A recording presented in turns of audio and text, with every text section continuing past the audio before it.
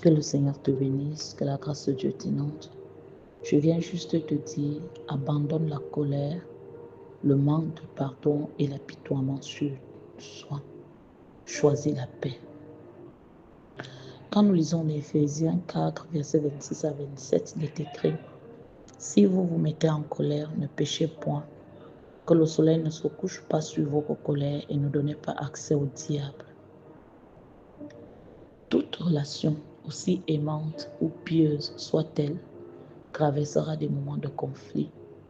Cependant, notre réaction dans ces moments détermine si la paix ou le poison prend racine dans nos relations, dans nos familles, dans nos foyers, dans les amitiés. Et l'une des décisions les plus sages que mon mari et moi avions prises au début de notre mariage, ça a été d'éviter de dormir avec la colère. Même si nous avons des malentendus, nous avons décidé que la paix devrait toujours avoir le dernier mot avant de dormir. Et nous appliquons également à partager cela avec nos enfants, à les entraîner dans cela. Reporter sa colère au lendemain ouvre une porte à l'ennemi. Ce qui commence comme un petit désaccord peut rapidement se transformer en amertume, en distance et en division. L'apitoiement sur soi murmure que vous êtes la victime.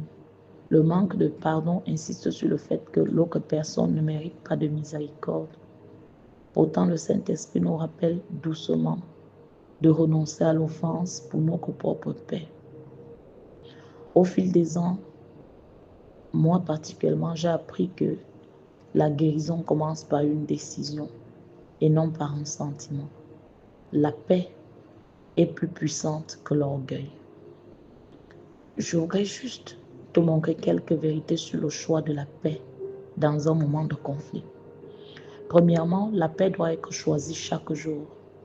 Romains 12, verset 18 dit « S'il est possible, autant que cela dépende de vous, soyez en paix avec tous les hommes. » La paix exige l'humilité, la patience et la volonté d'aborder les problèmes au lieu de les éviter.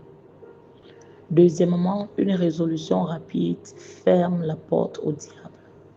Une résolution rapide ferme la porte au diable. Éphésiens 4, verset 27 enseigne qu'une colère non résolue donne accès à l'ennemi. Lorsque les problèmes sont traités rapidement, la confusion, la querelle, la division perdent leur prise.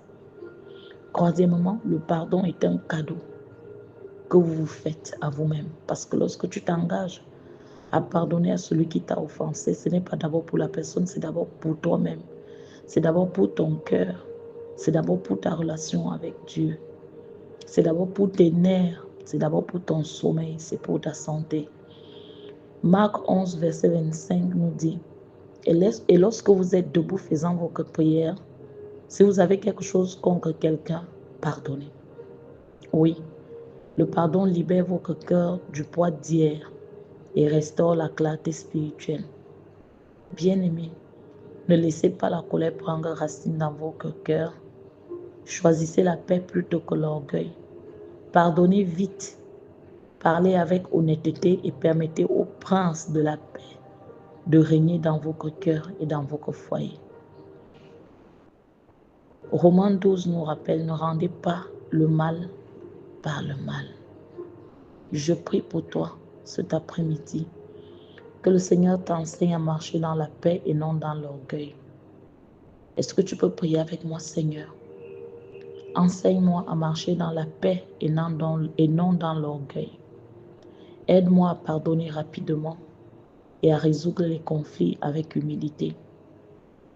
Seigneur, aide-moi que je ne laisse pas la colère prendre racine dans mon cœur, que je ne laisse pas la colère prendre racine dans mes relations.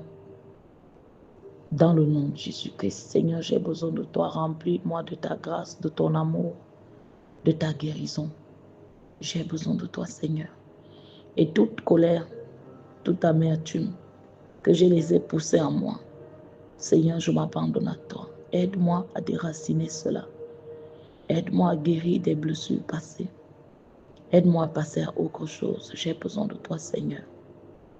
Délivre-moi de la de l'amertume, de la colère, de cette attitude à m'emporter, à me mettre dans une colère où personne ne peut me ramener sur le droit chemin. Seigneur, j'ai besoin de toi. Seigneur, j'ai besoin de toi. Aide-moi dans le nom de Jésus. Oui, mon frère, ma soeur, je prie que la parole de Dieu te touche, te transforme. Que le Saint-Esprit guérisse ton cœur de toute amertume, de toute rancune, de toute blessure, de tout choc, de tout rejet, de tout traumatisme et que tu sois guéri. Que ce que l'ennemi a utilisé là pour maintenir la colère en toi, toi soit banni par le sang de Jésus.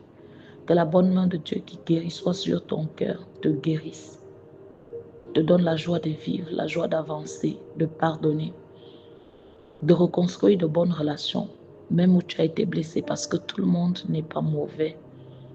Tout le monde ne blesse pas. Et que ce que l'ennemi utilise au jour d'aujourd'hui pour te blesser soit confondu. Reçois la grâce d'être au-dessus de toute attaque, au-dessus de toute provocation, de toute accusation, dans le nom de Jésus. Que le Seigneur te bénisse et que la grâce de Dieu t'inonde. Amen. Abandonne la colère, le manque de pardon et l'apitoiement sur soi. Choisis la paix. Shalom.